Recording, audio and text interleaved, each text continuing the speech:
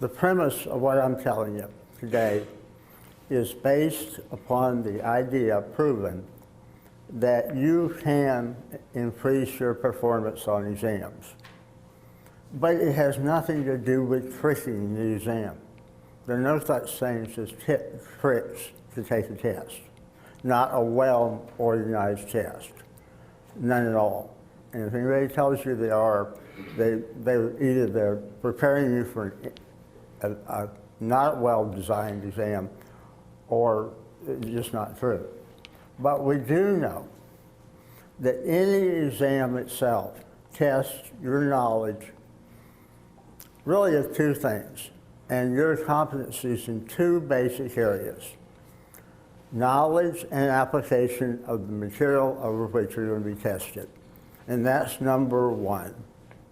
Nobody does well on a board exam, a well-designed board exam, and yours is one of the best ones in the country, without knowing the information. But there's another side to that. And that gets along with really how comfortable you are with taking that test. Knowing what it's going to look like before you take it, knowing something about the best basic questions and test types that you're going to see on that test. And by the way, your exam today is a lot simpler. Not simpler in terms of content, but simpler in terms of what testing types and types of test questions you're going to see. How many people, anybody in here, took the family practice boards or family medicine boards now in the 1970s? Anybody? Okay. Do you remember the type K questions? Remember all the 5 different types of test questions you saw in that exam? A lot of which, other than basic multiple choice, you've probably never seen before. And believe me, being familiar with that type of test question and being able to move through them quickly really made a lot. Today, oh, by the way, those first exams also used in the clinical management test a special pen. Anybody remember the special pen where you used it and you removed information as you went through a basic stem? We used some of that here, but our pens were always going bad right in the middle of the test. And I understand they had the same problem on the board itself.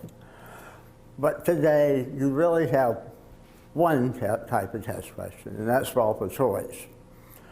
But it's computerized, as you all know. You don't have to go miles to take it. There are testing centers all over the country.